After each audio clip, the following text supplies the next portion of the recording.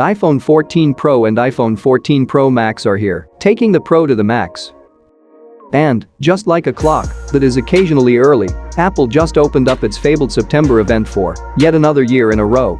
This time around, we get the new iPhone news in early September, as opposed to the customary mid-month event. In any case, the iPhone 14 series has been announced. And while the non-Pro units aren't really bursting with new tech in them, the iPhone 14 Pro and iPhone 14 Pro Max have us, again, salivating to try out Apple's newest tech. iPhone 14 Pro series, what's new? The Pro iPhones got a slew of significant upgrades over their non-Pro siblings. For another year in a row, the 120Hz ProMotion screen tech is held hostage by the Pro line, with the regular iPhone 14 and iPhone 14 Plus capping out at 60Hz refresh rate. But that's not all. In a nutshell, here's what's new for the iPhone 14 Pro and iPhone 14 Pro Max.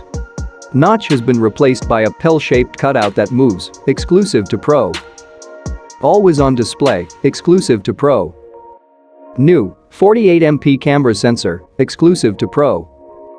Action mode for super smooth action videos for all iPhone 14. Front camera with autofocus, f1.9 aperture, all iPhone 14.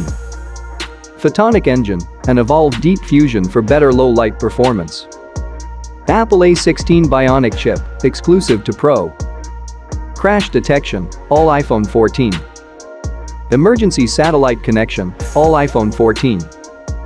Got all that? Cool. Let's dive deeper. Design and display. Apple really likes to stick with the same design for years on end. This may irk you if you are a techie that's always on the hunt for something fresh and new. However, people that rarely upgrade their phone do find comfort in the fact that their 4-year-old device still looks like the newest one. But enough tangents, let's get to the meat and potatoes. The iPhone 14 Pro and iPhone 14 Pro Max look a lot like their predecessors. Flat rectangles with soft corners, fully flat, stainless steel frame sides, and a triverse of camera lenses on the back. Some dimensions are different, of course, as the camera module now houses a bigger camera sensor. So no, your old iPhone 13 Pro cases won't fit. The screens is where you will see another design change. The dreaded notch that houses the Face ID sensors is now gone, replaced by a pill-shaped, a sideways eye to be more exact, cutout that houses the Face ID sensors. However, Apple has went above and beyond to include that cutout in the interface and user experience. The display area around the cutout can show custom widgets and other elements, which are context-based. For example, the area will expand to show you playback controls and artwork when you are listening to music.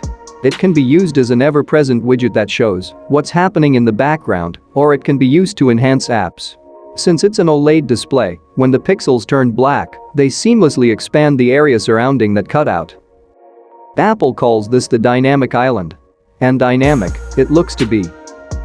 On to actual display features. The screens of the iPhone 14 Pro and iPhone 14 Pro Max are, again, OLED panels with a 120Hz refresh rate. These looked great on the iPhone 13 Pro and we have no doubt that they will be fantastic again. But what's new here is that the iPhone 14 Pro screen can hit a maximum brightness of 2000 nits, so it remains perfectly visible even under direct sunlight. And the Pro models now have always-on screens thanks to the LTPO panel being able to drop refresh rates down to 1 Hz. This is the same tech that Apple utilizes in Apple Watch models with always-on capabilities and has also been used by Samsung, Google, LG, Asus, and many more Android phone manufacturers for some years now. The techie crowd has been pining for an always-on iOS update for at least a couple of years now, and it seems we are finally getting it.